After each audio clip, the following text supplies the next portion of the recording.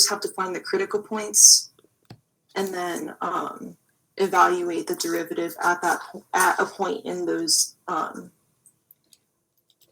Well, after you find the critical points, you find the domain of the function, and then you evaluate the function at a point inside those intervals of the domain.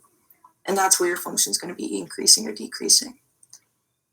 For the local maximum and local minimum, we're going to end up using those critical points and evaluating or using the first derivative test for those.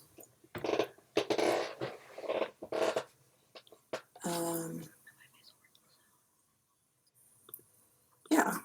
And then L'Hopital's rule, if you haven't had class yet, if you haven't had lecture yet, or if you haven't done the work, like homework yet, all L'Hopital's rule is if you get an indeterminate form of 0 over 0, infinity over infinity, like 1 to the 0 power, infinity times 0,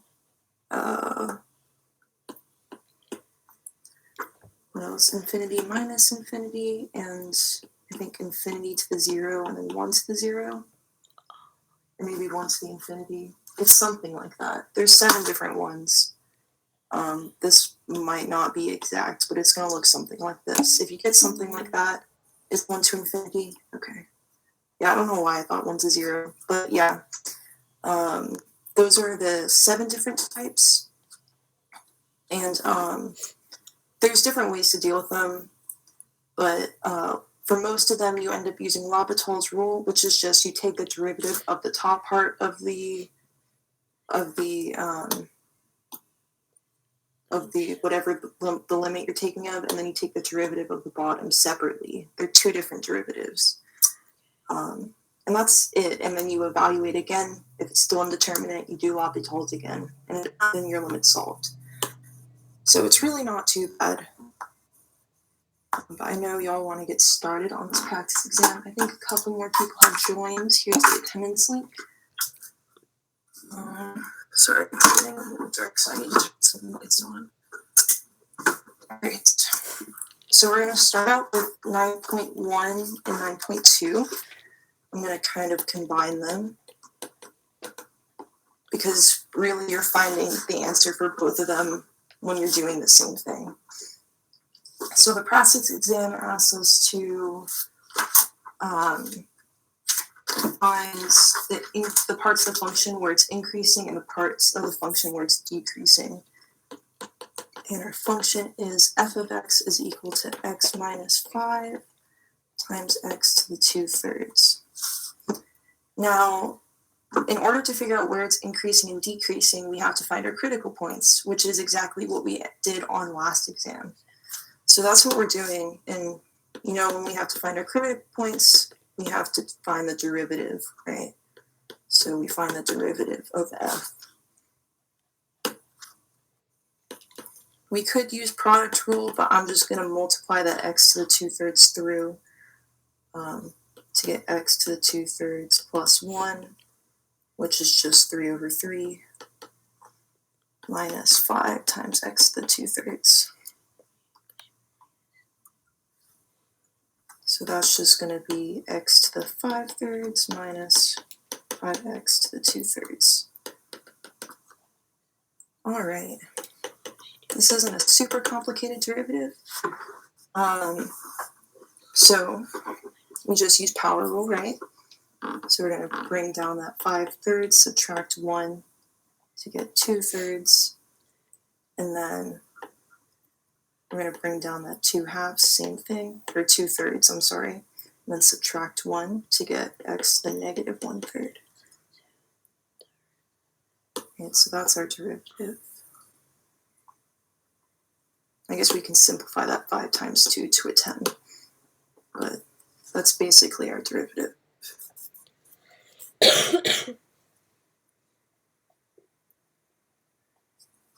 Now, does anyone remember what we do next to find the critical points? It should have been part of your memorization as well. Yep, we said equal to 0. And then it's also where it's undefined. All right. So, all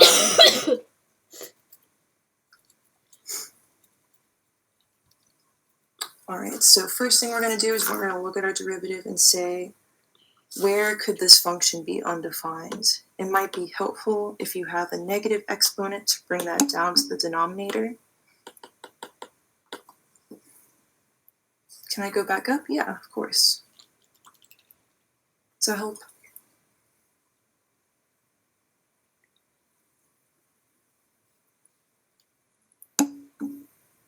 Yeah, no problem. I think a couple more people have joined. Here is the attendance link. Why did you add 1 to x to the 2/3? Because we multiplied this x and this x to the 2/3 together. It has an implied 1 power. And when you multiply two things of the same base with different powers, you can add the powers together, which is how I got that 2/3 plus 3/3. Can I explain in detail how to find if it's undefined?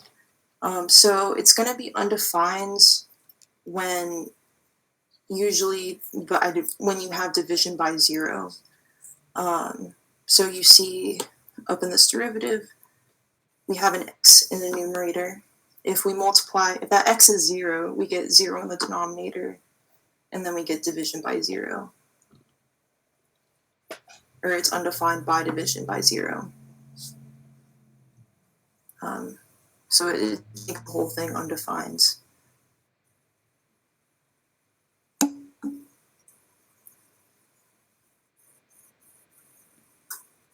I honestly can't think of any. I mean, there are other situations that will make things undefined, like having the natural log of a negative number or having natural log of 0, stuff like that.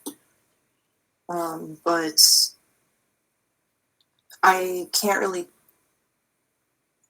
think of a good way. I mean, if there ends up being like a root in your answer, I guess it's not. I mean, it's.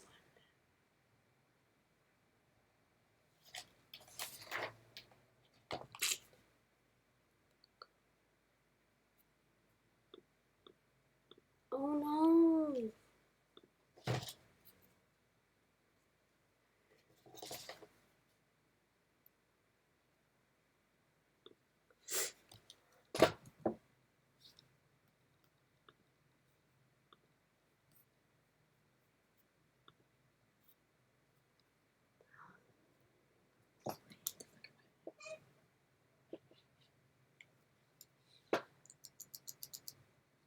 X equals 0 is a critical point by division of 0. So I'm going to circle that. And then we have to set our function equal to 0, or a derivative equal to 0. So f prime of x is going to equal to 5/3 x to the 2/3 minus 10/3 x to the negative 1/3. All right, so the first thing, and we set it equal to 0, sorry about that. The first thing I look for is stuff that we can factor out that's common. So we see we have a 5/3 that we can factor out. So we can get 5/3 x to the 2/3 minus 2x to the negative 1/3. But we could also factor out some power of x, right?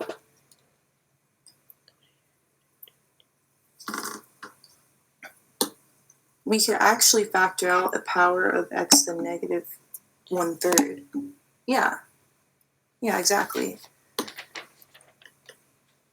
We have 5/3 x to the negative 1/3.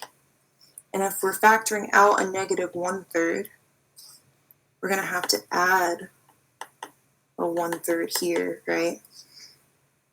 Because when we multiply this, if we were to multiply this back in, that would become x to the positive 2/3 again. Does that make sense? Awesome. Awesome, that's good. All right, so we're gonna get 5/3 x to the negative 1/3 times x minus 2. Right, and we know we can multiply by the reciprocal of this whole thing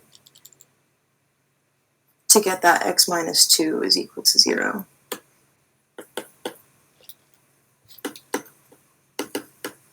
And so from there we get x is equal to 2. So our two critical points are going to be x equals 0 and then x equals 2. This should look pretty familiar from your last exam.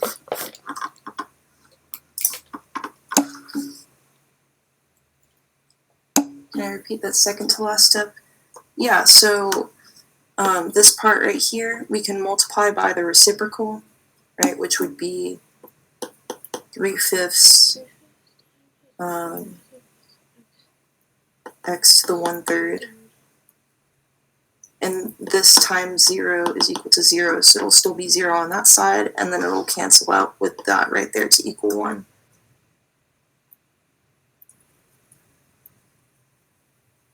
Is that what you were asking?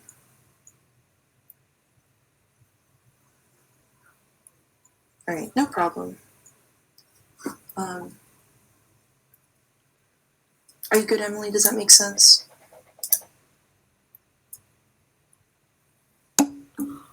Awesome.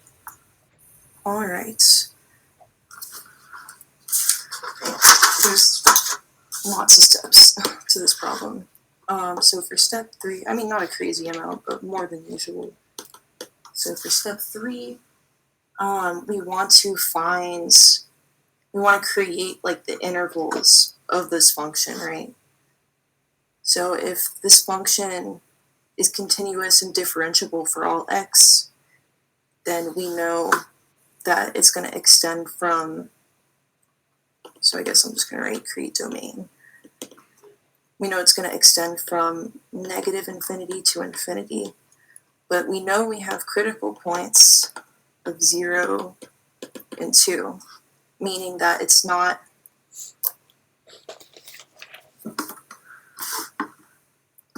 I don't know how to explain this, meaning that there's something going on there.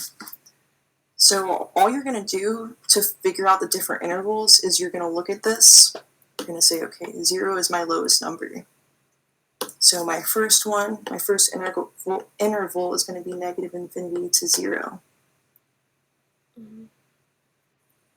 And then we're also going to have 0 is going to be the starting of our next one, and then we're going to go to our second highest number, or second lowest number, which is 2. And then we're going to start the next one with 2, and then all we have left is positive infinity, or to infinity. So these are the 3 intervals that we are going to have, and these are the 3 different intervals that we are going to see. Is it increasing in this interval? Is it decreasing in this interval? So each one of these will be, or some of them will be an answer to 9.1. Yeah, you can write yours on a number line. Yeah, if that makes most sense to you, yeah, you can have 0, and then 2, and so you can have that point right there, or something like that.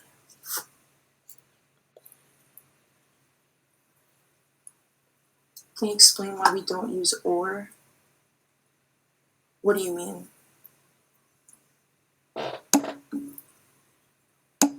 Oh, the brackets. Oh, yeah, it's because they're critical points. It's undefined at 0, and 2 is a critical point, and so we don't really know how it's functioning there. You don't really want to worry about the brackets right now. We're not really creating a domain. We're just the goal of this is to just find the intervals is really what this is. So create intervals is probably a better one. All right, and then our step 4.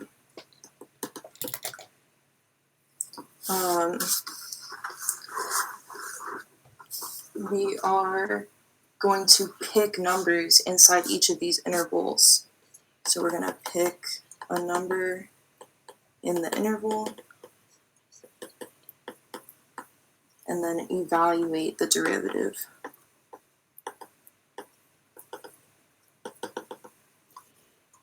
Okay, and this is where we're going to find our answers for 9.1 and 9.2.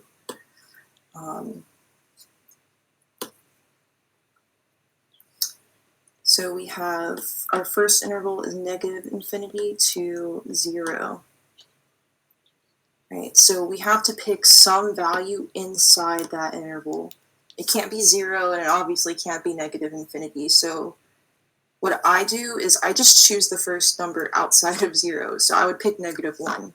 You could pick any number, it doesn't matter, but I'm just going to pick -1 for simplicity's sake. Does that make sense? It can't be the endpoints, but it could be one inside that endpoint, and you'd be fine. So I'm going to choose. So I'm going to choose x equals -1. So we have f prime of -1. I'm going to rewrite our derivative. I think that was f prime of x is equal to 5/3 x to the, was it x to the 2/3? Yeah, x to the 2/3 minus 10/3 x to the -1/3. All right.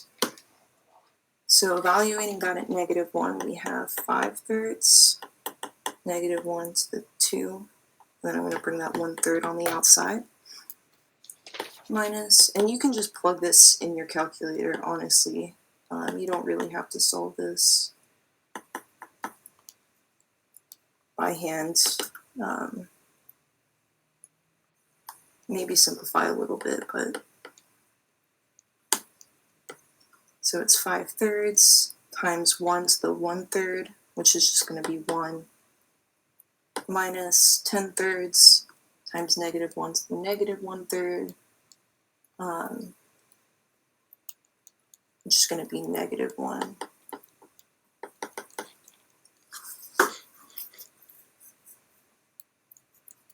So we get 5/3 plus 10/3, which is 15/3, which is just equal to 5. Okay, so that is our first one. And we're going to look at that value, and then we're going to say, is this positive or is this negative?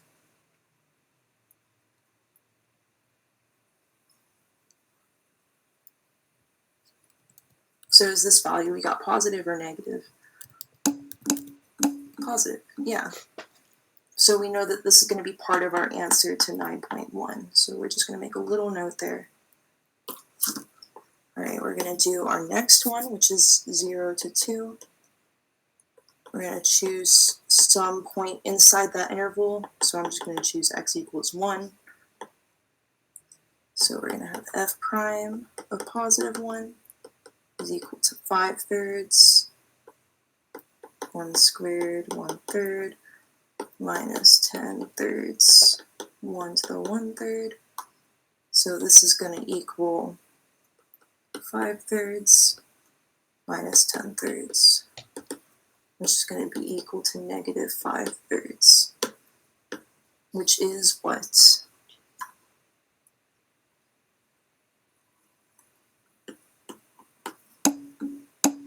Yeah, it's going to be negative, so this is going to be part of our answer to 9.2.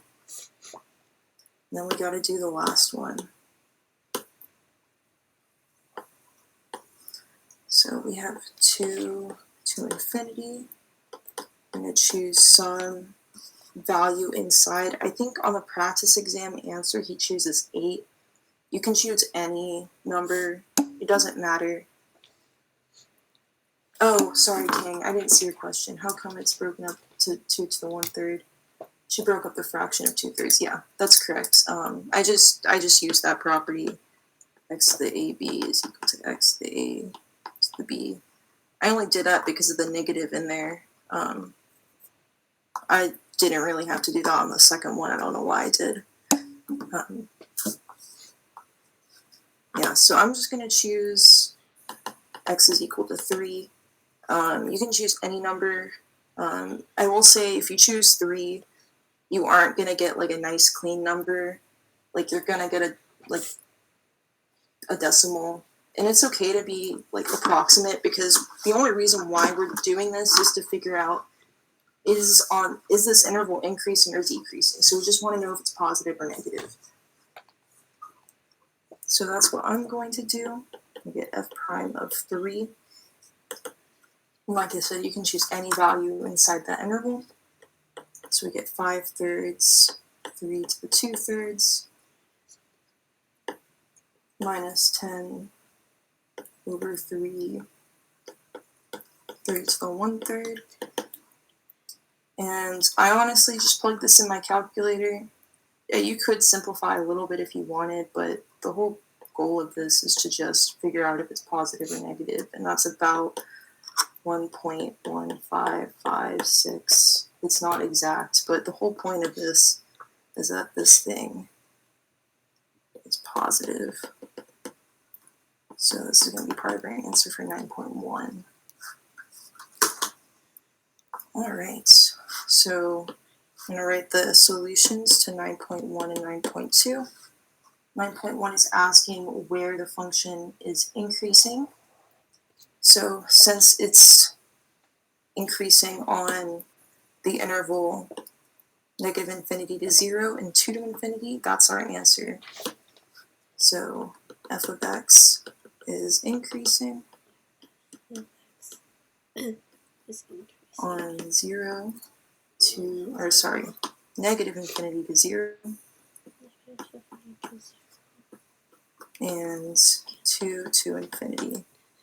And then for 9.2, f of x is decreasing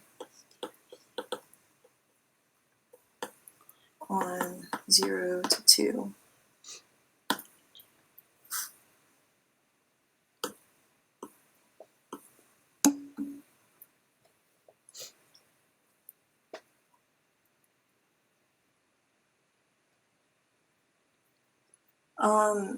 The reason why I say that this doesn't really matter, I mean, make sure you write the approximate symbol if you end up doing a decimal, but the only reason why we're solving for that number is to figure out if it's increasing or decreasing on that interval. So that's not our final answer.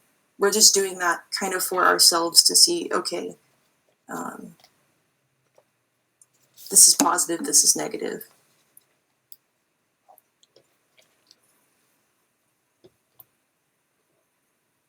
I mean, like, if this was your final answer for something, like, you would clean that up and give it an exact form. Like, you would square that 3 into a 9. You'd have, you would make that 1/3 into a cube root or something like that.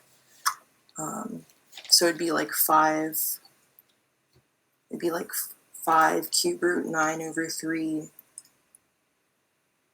Then 10 divided by 3 cube root 3. Something like that. But yeah, like I said, we're not. That's not our final answer. It's just what we're doing to figure out if that one interval is increasing or decreasing. And if you're worried about it, then you can find a value. You know that 8. The reason why I chose 8 is because 8 has a really nice cube root. It's just 2. Cube root 8 is equal to 2, which is, since we see we have cube roots, that's probably why he picked it.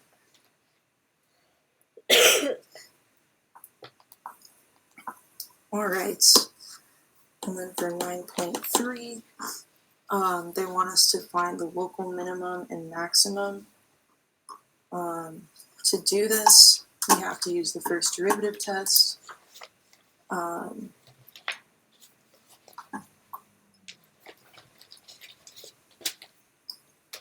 And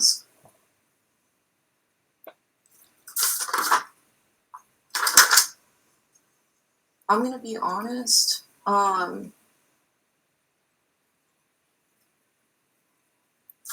not entirely sure what we're supposed to do for at x equals 0.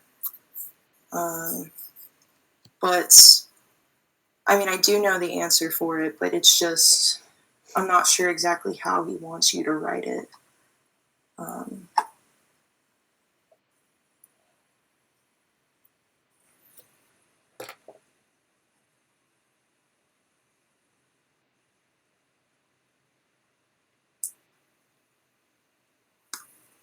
I know that you need to evaluate.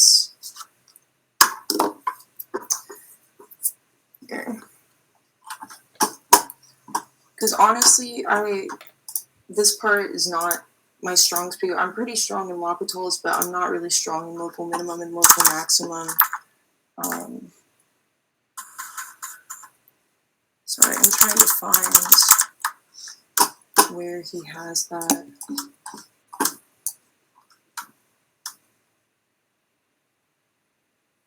Yeah, that's what I'm worried about is for group A is on Monday. What I might do, I might just skip 9.3 for now.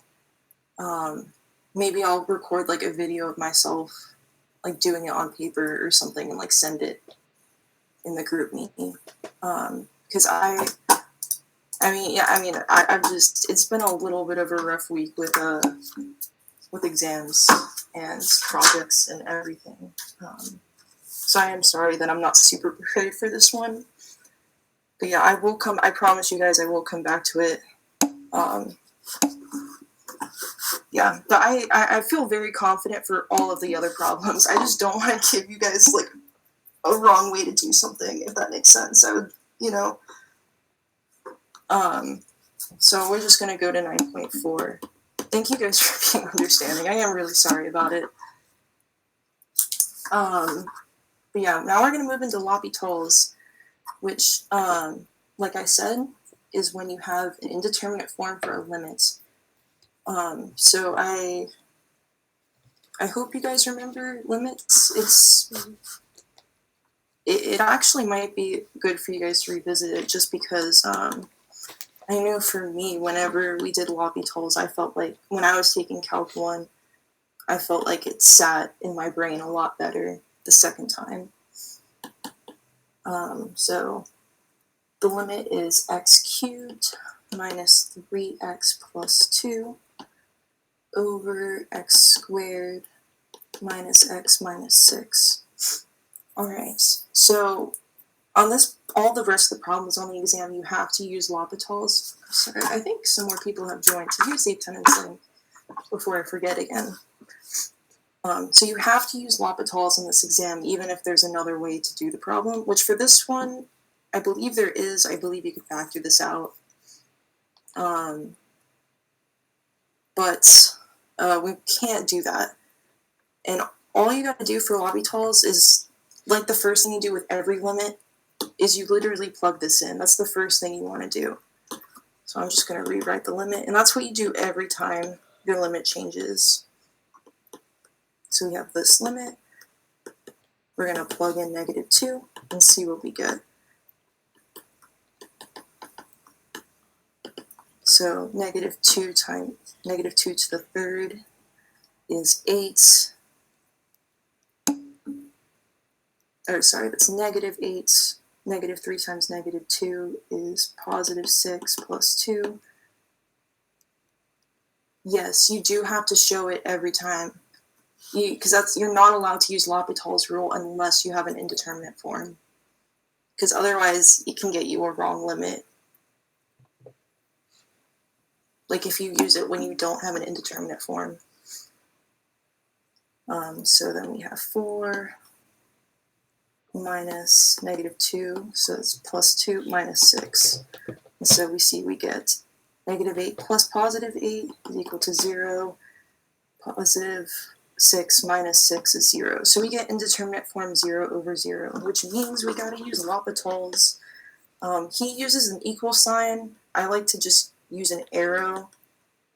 I don't know, I think the arrow is like a little more distinctive. But he should accept either way. If someone wants to ask in class about that, I mean, I'll be in class tomorrow, I can ask him about that.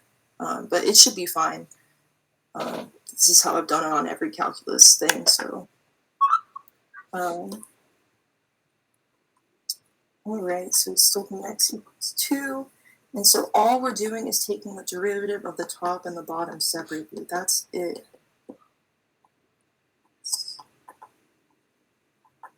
And both of them are just regular polynomials. So you're just going to use power rule, right?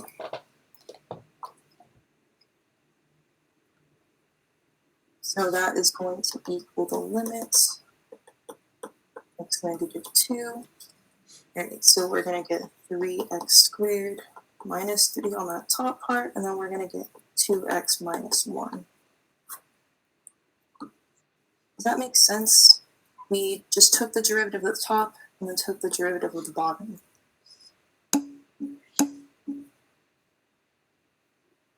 And now, since we have a new limits, we have a new, when I say new limit, we have something new that's different in here. So we're going to plug in negative 2 to see what's up. Because sometimes you have to use L'Hopital's more than once, but you always got to plug in the limit first. So plugging in negative 2, we get 3 times 4 minus 3 over 2 times negative 2, negative 4 minus 1. 12 minus 3 is 9 over negative 5, so negative 9/5 is our answer. So then at the very end, you're just going to rewrite your original limits.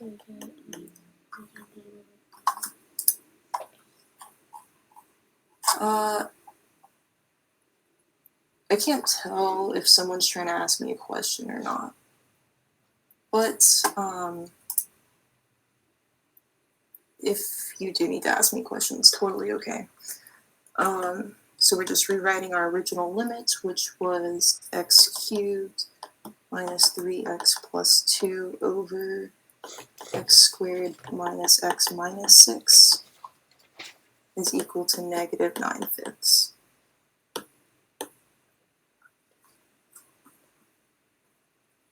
Well, I need to zoom in more. Next question. But any questions on this one?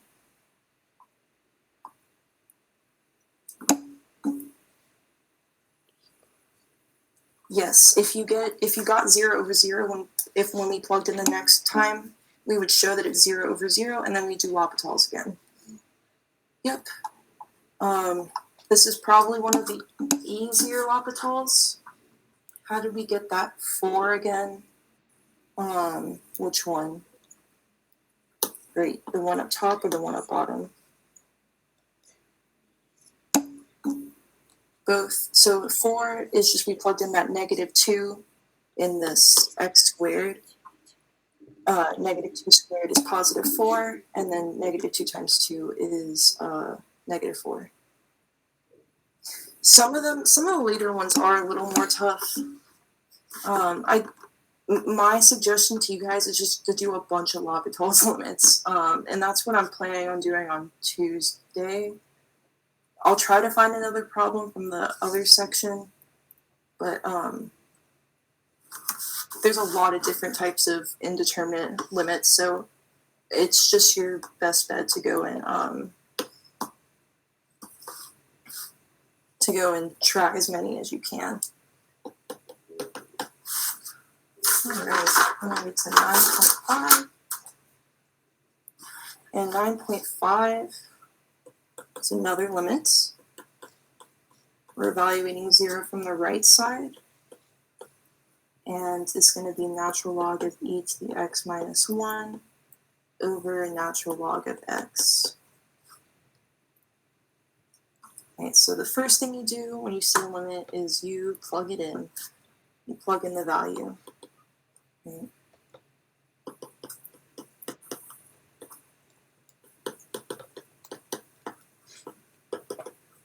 So we're going to plug in 0 for everything. We get 0 from the right, so you can think of a number that's really, really close to 0, but a little bit bigger. That e is going to get exponentially bigger, so that top is going to be infinity. It's kind of hard to show it with natural logs because you just plug in numbers, especially if it's coming from the right side. And and also evaluating natural log of x, 0 from the rights. It can't be 0 because it's undefined there, but it's slightly bigger, and then it's going to be infinity.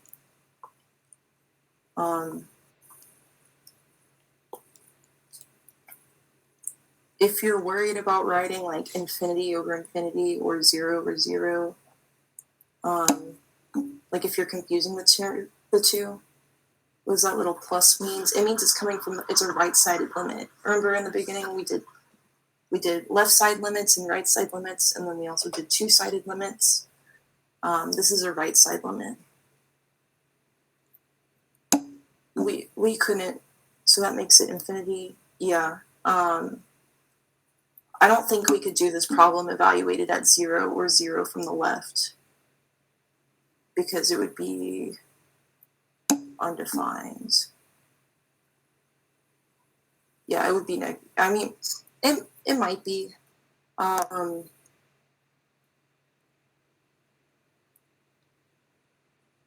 Actually, well, no, it's because we'd have issues with that natural log of x in the denominator, so I don't think we could do it. You could do it with the top function, but not the bottom one. How do we get positive infinity? You just plug in numbers from the right side that are slightly bigger. So you could have like e to the 0.0001.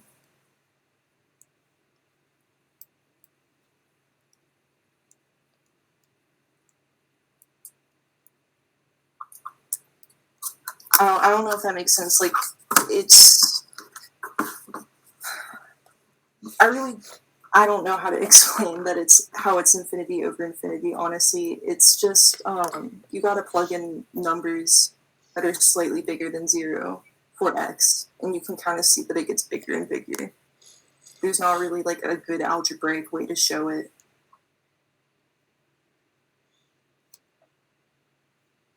I mean, you're not gonna get negative infinity over infinity. It's just infinity over infinity.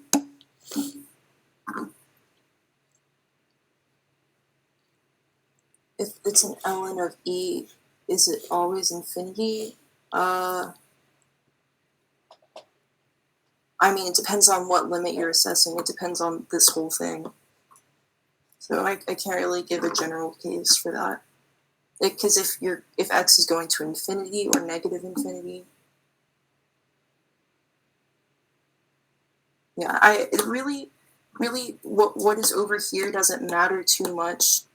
I mean, it does matter, but I think what I'm trying to get at is like if you wrote 0 over 0 or something, you'd probably just take like a -1 or something, because we talked about this in class, but it's basically like the same thing. You write them different ways. You can different determinate indeterminate forms can become other indeterminate forms whenever you use L'Hopital's. So it's, but yeah, I guess if you have an ln e to the x like +1 or -1, or like a bunch of stuff added, especially if it's an ln over an ln, I would bet my money on it that it's going to be infinity over infinity when you evaluate it, most likely. Alright, so we know it's infinity over infinity. We gotta use L'Hopital's rule. And really, if you're seeing natural logs and limits, a lot of times you're gonna have to use L'Hopital's. So we're still gonna have the same limit coming from the right side, and then take derivatives of them. So we're gonna have d dx ln e to the x minus 1, and then d dx ln of x. When do we use the left side? In this problem, we don't use the left side. We don't, that little plus right here indicates that we're only solving for the right-sided limit. So we don't even have to think about the left side.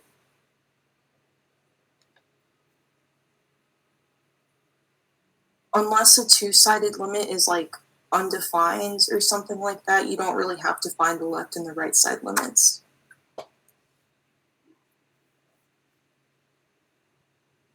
Because when Because when the limits on the left and right side don't match, that's when the two-sided limit doesn't exist.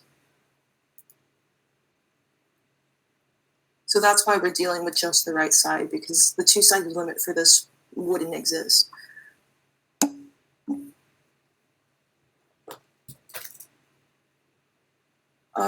We didn't use the right side. We just used, it was just a normal limit.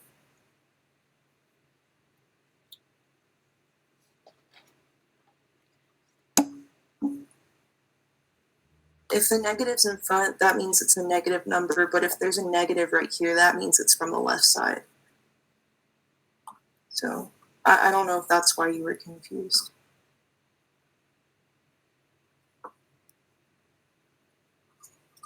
All right. So we know how to take derivatives of natural logs. We know that it's going to be 1 over whatever inside times the derivative of the inside. So we have the limit x goes to 0 from the right side. We know we're going to have 1 over e to the x minus 1. And then what's the derivative of e to the x minus 1? So we have to multiply it by that. Yep, it's just going to be e to the x. And then it's going to be divided by 1 over x. All right, so we're just going to use keep, change, flip to simplify that. And we get x times e to the x divided by e to the x minus 1. And now we have a new limit, so we want to evaluate it at 0 coming from the right.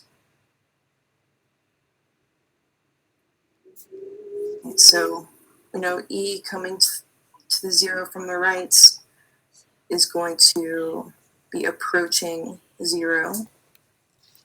And then we know that, how did I get that?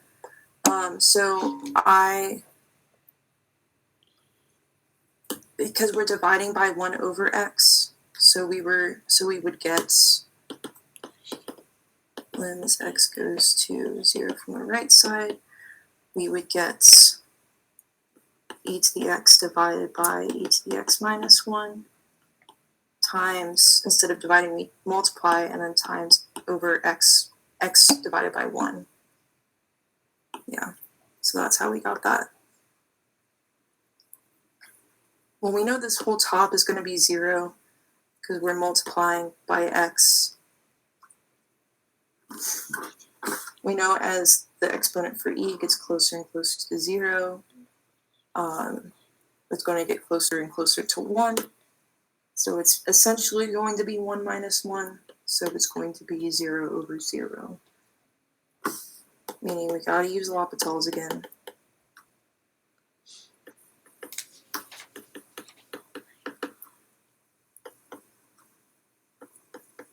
So we're going to have d dx x times e to the x over d dx e to the x minus 1. So how do we do that derivative, that top derivative? Right, what do we have to use to get that top derivative? Yeah, product rule, exactly. So it's going to be x times the derivative of e to the x, which is just e to the x, plus e to the x times the derivative of x, which is just 1, over, and then derivative of e to the x minus 1. Derivative of e to the x is e to the x. Derivative of negative 1 is 0. So we're going to simplify that.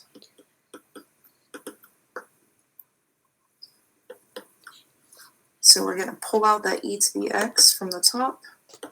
And we get x plus 1 over e to the x. And we can cancel out those e to the x's.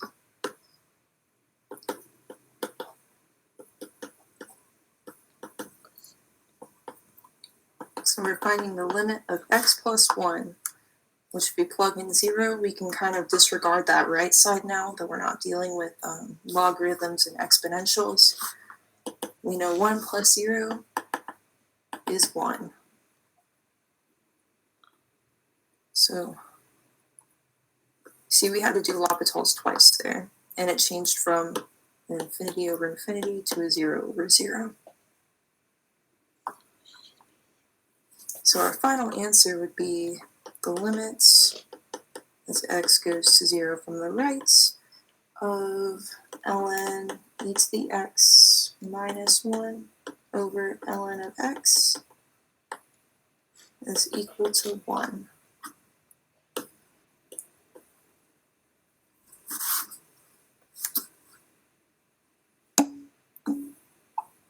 Can I zoom out?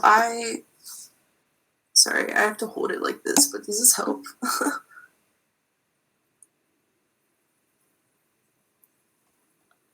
I need to like zoom back in. I always zoom out to make more room and then I can't zoom out anymore. You got it? Awesome. Alright. Yeah. I didn't zoom in enough last time.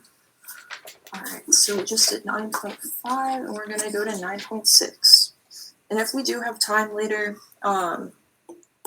we can work out some limits from like the back of the textbook or something.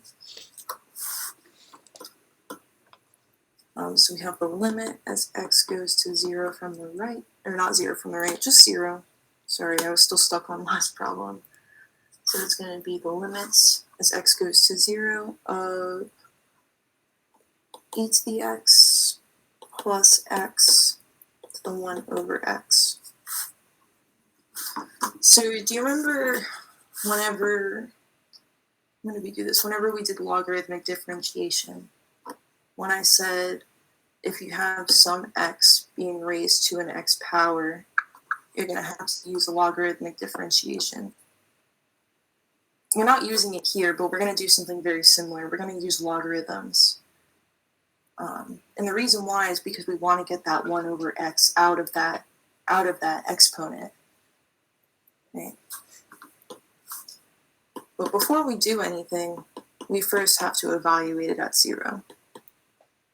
E to the x plus x, the 1 over x, evaluated at 0 is going to be 1 plus 0, the 1 over 0, which is infinity, so it's going to be 1 to the infinity, which is indeterminate. And whenever you get one of these power ones, I guess the first thing, you really don't have to know if there's a power of x. You're going to end up using logarithms. I just find that helpful. But you know when you evaluate it and you see something raised to like an indeterminate power, then you're going to have to use logarithms.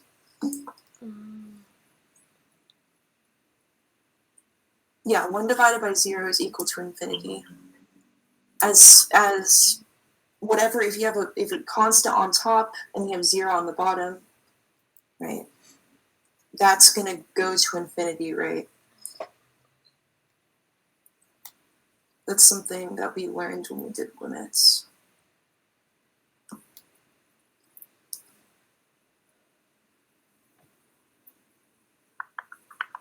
Just like we learned that 1 divided by infinity is equal to 0. 1 divided by 0 is equal to infinity. Does that make sense?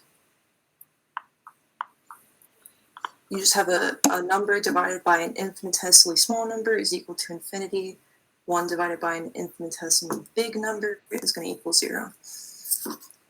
All right, well, since we have that indeterminate form, we're going to have to do something first before we can use L'Hopital's. And that is logarithms. So we're going to let our limit equal to some variable. A lot of times we like to use a. So we're going to let a equal this limit.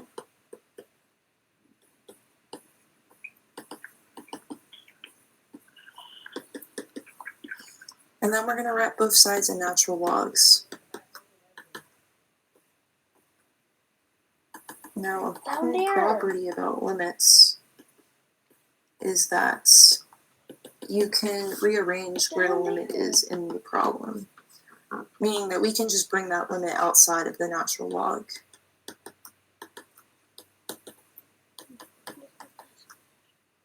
Sorry, I know that this part is going to be a little bit of writing.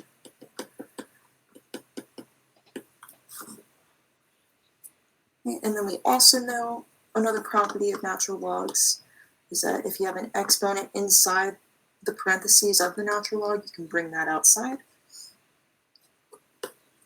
So we're going to get natural log of a is equal to the limit as x goes to 0 of the natural log of e to the x plus x times 1 over x, which is the same thing as dividing by x.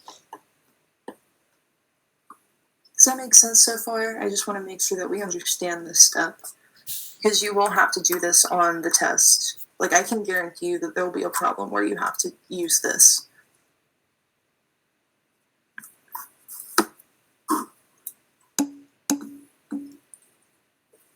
Yeah. So whenever you evaluate your limit at first, and you get an indeterminate form that has like an indeterminate power, so like 1 raised to infinity, infinity raised to 0, and then what was the other one? I can't remember, but there's one more. If someone knows, they can type it. Oh, it's, no, that's what we have right now. Anyways, oh, 0 to the 0. Thank you, Doug. Yeah, so if you have one of those 3, then you're going to have to set your limit equal to some variable. We can just say a, and then wrap both sides in natural logs, and then we bring that limit outside, because that's a property that limits have. And then we just rearrange that exponent, because there's a logarithmic property that allows us to do that. ln a to the b is equal b ln a. So that's how we bring that 1 over x to the outside. And that's how we got to this point. Did that help?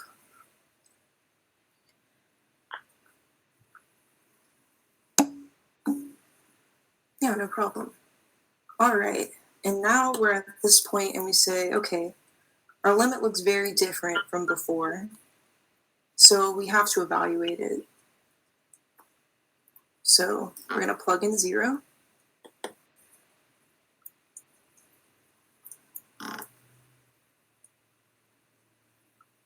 And natural log of 0 is undefined, but you can just assume that it's going to go to 0. We plug in 0 for x and 0, so we get a 0 over 0 form. So you see, we kind of just converted this power form into a form that we're kind of a little more familiar with what to do. Right, because for L'Hopital's, we have to take the derivative of the top and bottom of the function. All right, meaning we gotta use L'Hopital's rule. So we have the limit as x goes to 0, and then we're gonna have d dx e to the x plus x over d dx x. Oh, sorry, I forgot the natural log. dx, my bad. That's a pretty important part. All right, so taking the derivative of that top part, we know we're going to get, as x goes to 0, we know we're going to get 1 over what's on that inside. So we're going to get 1 over e to the x plus x, and then we have to multiply by the derivative of e to the x plus x, which is going to be what?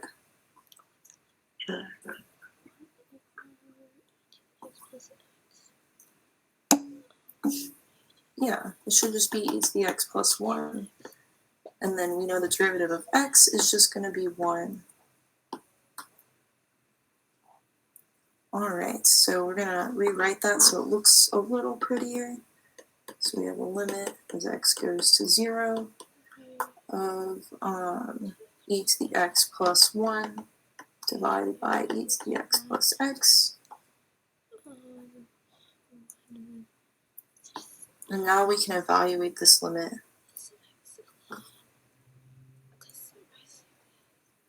at 0. Alright, so e to the 0 is 1 plus 1. E to the 0 is 1 plus 0. 2 divided by 1 is equal to 2. But you have to be careful because that's not our answer. Our answer is natural log of a is equal to 2. And I don't know if you remember, but the inverse of natural log is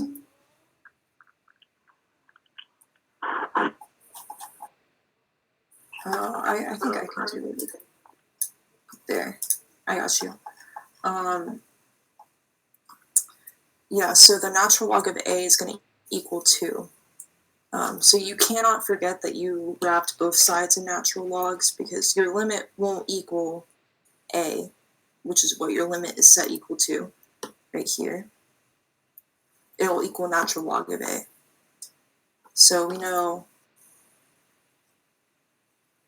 that if we take away that natural log, we know that a is going to be equal to e raised to this power. So it's going to equal e to the 2.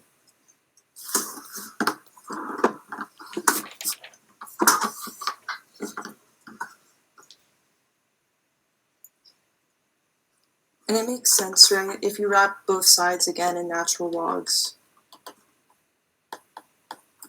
we know natural log and e cancel each other out, so we just get that 2. Does that make sense?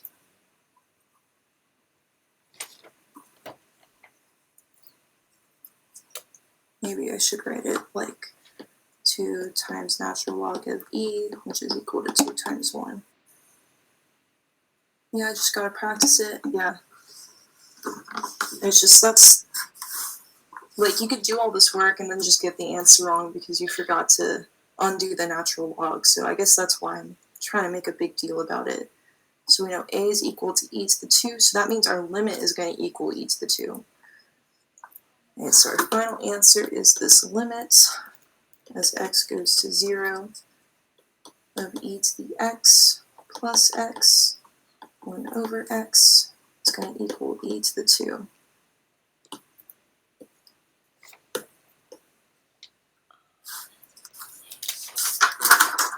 Alright, so we got three more problems? Yeah, 3 more problems.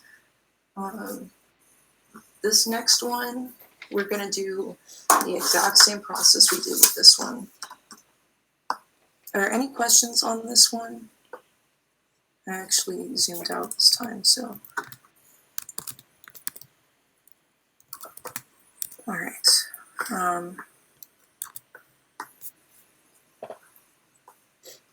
Alright, so let's go to 9.7.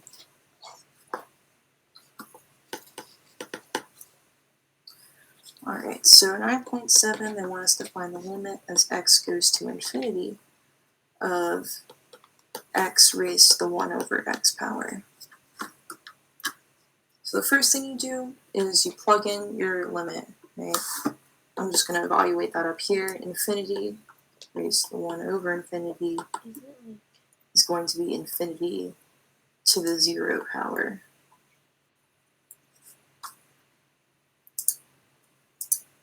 So we know it's indeterminate. It's another one of our powers that are indeterminate. So we're going to do that same thing. We're going to set a equal to that limit. X 1 over x. And then we're going to wrap both sides in natural logs. Honestly, I'm just going to bring this limit out already. I don't think you have to show that because it's just kind of a property of limits that you can kind of move it around.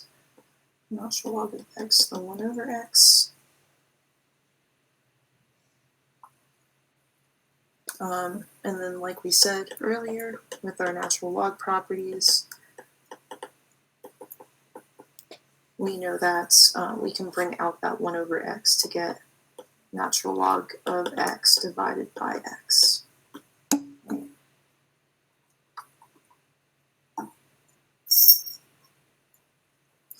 So it was, so for using this process, I'm going to write it in green right here. It's 1 to the infinity, infinity to the 0 power, and then 0 to the 0 power. So in these cases, yeah, no problem. And you do have to know all the different indeterminate forms for the memorization section for this exam. So yeah, just keep that in mind. Yeah, now that we have this limit, we can still plug in. We can plug it in, right? Natural log of infinity, infinity, and then over infinity. So it's another indeterminate form. So we're going to use L'Hopital's rule. And you have to write this L'Hopital's rule right here with either an arrow or an equal sign. Otherwise, it can be kind of unclear as to what you're doing. So we know ln of a is going to equal this limit still. And then we're going to take the derivative of the top and the bottom. Dx of x. We know the derivative of natural log of x is 1 over x. So let me write this on a new line. It's going to equal 1 over x, and then we know the derivative of x is 1. So we know that this limit is just the limit of 1 over x.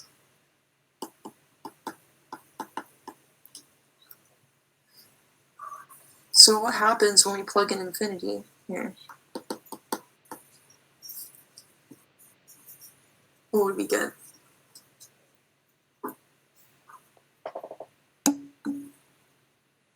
Not quite. Yeah, you get 0, right? For limits, when we have 1 divided by a really, really big number, the biggest number you can think of, you know it's going to go towards 0, so the limit is 0. Yeah, limits behave differently than graphs do. Or like, I should say not graphs, but like the actual function. But then we have to remember, that's not our actual limit. That's our ln of a. Our ln of a is equal to 0, right? So we're going to get rid of that ln and then raise the right side to the power of e, or raise e to the power of the right side. Sorry, I messed up the wording. You know, anything raised to the power of 0 is just 1. So the limit is actually equal to 1.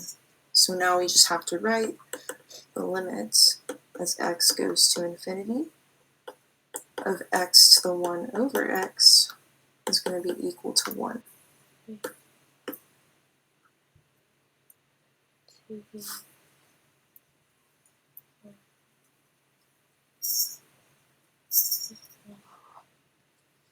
Any questions for this one? This one is kind of an easier version of the last one we did. So I think there's just a little less derivatives, I think. There wasn't any chain rule in this one, so it's a little easier. And the next two really aren't that bad. The next one is another form that we haven't dealt with. And it is an infinity minus infinity one, which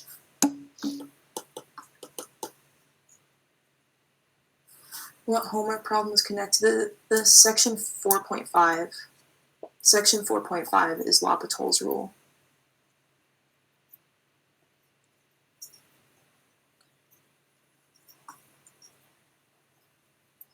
Right, so for 9.8, we have the limits as x goes to 0 of 1 over x minus 1 over e to the x minus 1.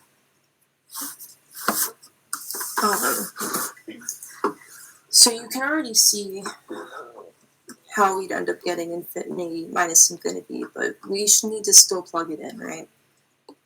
We plug in 0, 1 divided by 0, and then we have 1 over 1 minus 1, which is 0, which is going to equal infinity minus infinity.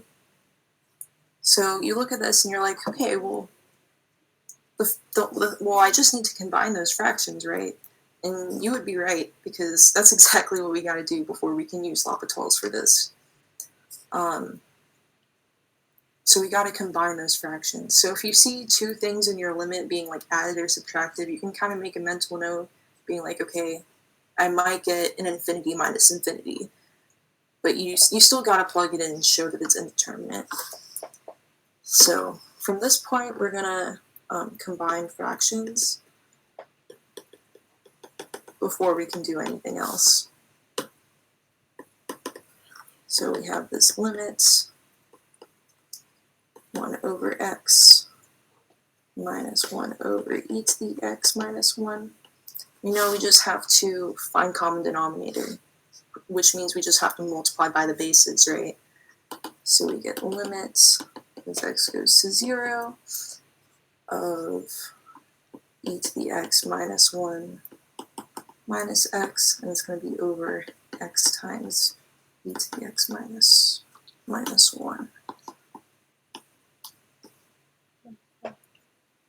So all I did was multiply this side to the bottom and top of that one, and then I multiplied this side to the bottom and top of that one.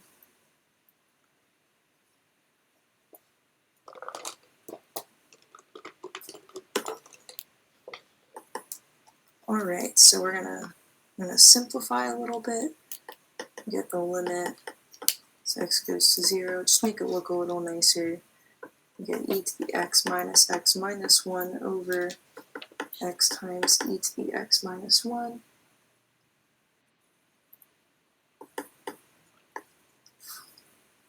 If we plug in infinity, or not infinity, if we plug in 0 here, we're going to get a different indeterminate form. E to the 0 power is 1, minus 0 minus 1 is 0. 0 times anything is still going to be 0, so we have another indeterminate form, meaning we got to use L'Hopital's.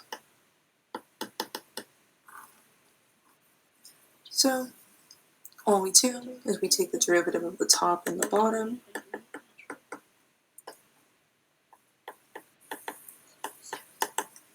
with e to the x minus 1, and then our bottom derivative is going to be x e to the x minus x. I just distributed that x to the e to the x minus 1 is all.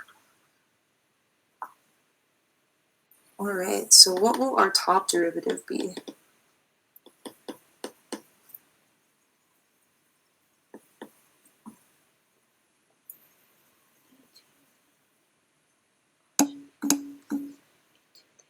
Yep, it'll be e to the x minus 1.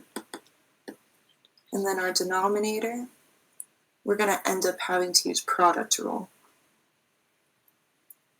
So we're going to have the first times the derivative of the second, so x times d dx e to the x is just x times e to the x. Then we have e to the x times the derivative of x. Derivative of x is 1, so it's going to be plus e to the x. The derivative of x is 1, so we still have that minus 1.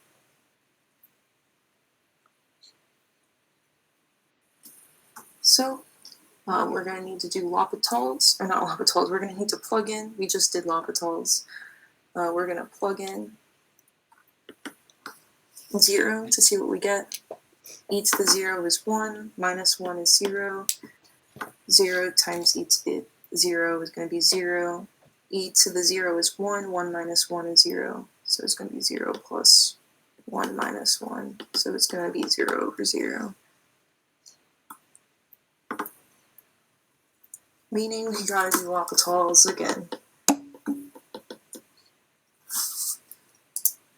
you explain why the negative one's on the denominator again? Yeah, so before, I didn't really show it, but before I took the derivative in this step, I multiplied that x through to get this negative x there, and the derivative of negative x is just going to be negative 1. Yeah, no problem. Right, so doing L'Hopital's rule again, we need, we're going to have the limits as x goes to 0, and then we're going to have ddx of, oops, x e to the x minus 1 over ddx of x e to the x plus e to the x minus 1.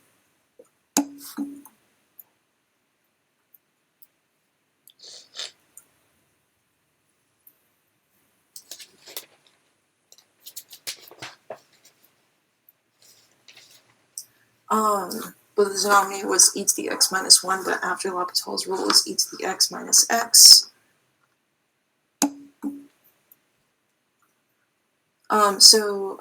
Jack, I think you're, I think I distributed that x to that -1 in that e to the x minus 1. Yeah, yeah, I'm sorry about that. I think that tripped up a couple people. But yeah, all I did was just distribute that so the derivative would be a little easier. It's really easy to miss something like that, especially when we have so many x's in this problem. Alright, so taking another derivative, we know the derivative of e to the x minus 1 is just going to be e to the x. So we're going to have a regular e to the x on the numerator. And then we just did the derivative of this x e to the x, right? That was this right here, and that was this. So we know the derivative of x e to the x is x e to the x plus e to the x.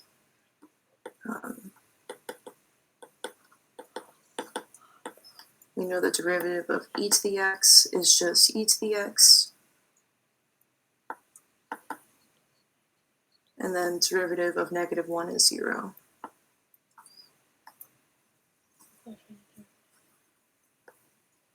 Sorry, I just didn't want to repeat myself for the x times e to the x derivative, since we had just done it. I hope that made sense. Is there any questions about that?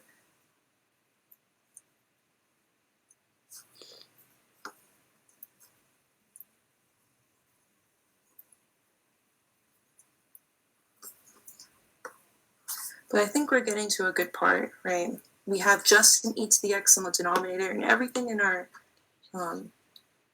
we have a just e to the x in the numerator, and then everything in our denominator is being multiplied by an e to the x. So I think we can factor that out, right? So we get this limit as x goes to 0, e to the x, and then I'm going to factor out that e to the x, and we're going to get an x plus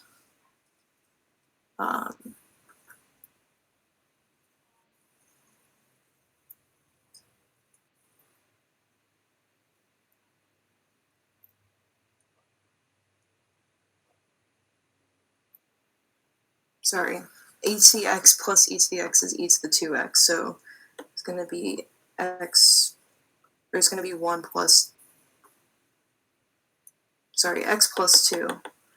Sorry, my brain is not working great today. I probably should have showed up here that, I think that's why I got lost. See, I should not do math in my head sometimes.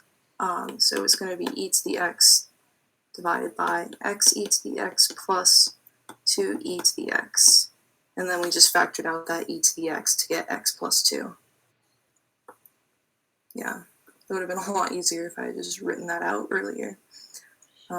So we see that we can cancel out those e to the x's, and then we're left with lim as x goes to 0 of 1 over x plus 2. We can plug in 0 for x, so we get 1 over 2 plus 0 is just 1/2. So our final limit is just our original one. So, and what was our original one? It was 1 minus x, or 1 divided by x minus 1 over e to the x plus, no, minus 1 is equal to 1/2.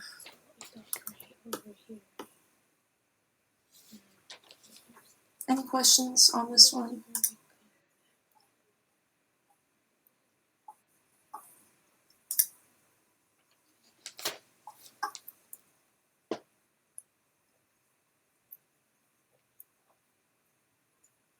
I think how many times we had to use L'Hopital's? Just twice. I think it felt like more just because the denominator derivative got a little bigger as we went on, but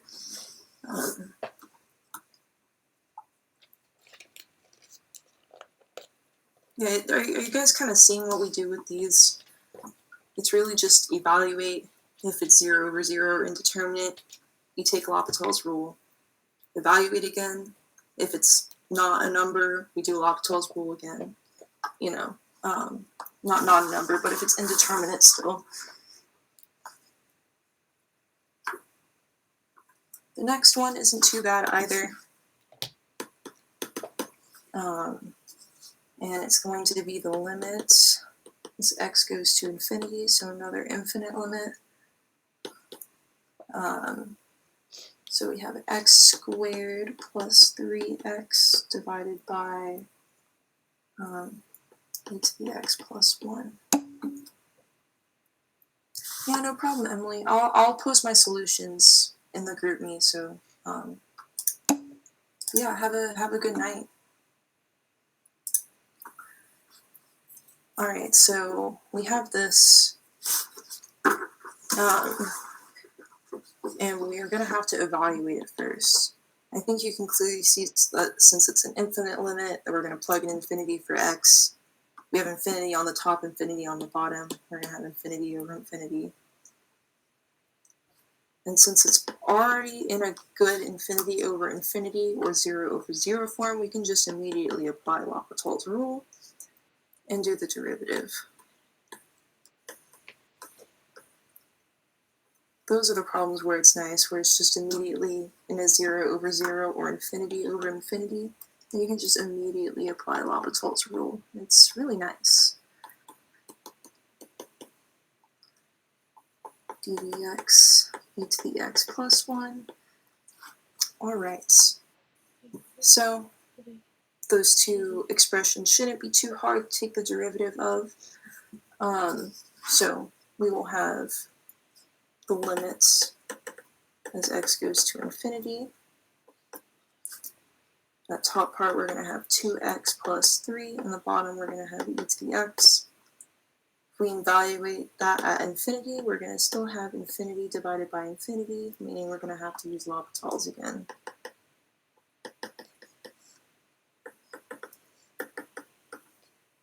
So we have the limit as x goes to infinity. We're going to have d dx 2x plus 3 over d dx e to the x, which is just going to equal 2 divided by e to the x. And we're going to get 2 divided by infinity, which is going to equal 0. Okay, so our final answer is that same limit as x goes to infinity of x squared plus 3x divided by e to the x plus 1 is equal to 0.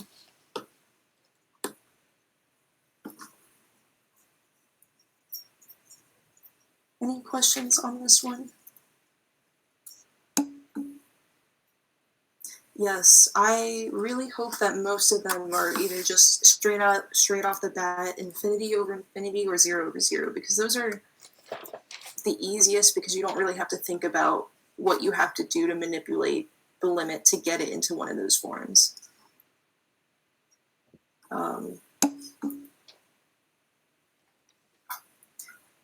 Any constant divided by infinity is gonna be 0 if it's assuming that it's inside a limit, which I know that's what you're talking about. So yes, any constant divided by 0, or any constant divided by infinity is 0. E to the infinity is infinity. That's correct, King. Okay. So e to the infinity is... I'm really sorry that I didn't have that 9.3. I mean, I thought I got it, but then I started looking at it like right before the session, and I was like, I forgot to do something with it. So it was my fault. I should have looked at it more closely. On Tuesday, the session will be on exam 9. I am going to do something for 9.3 before like the weekends.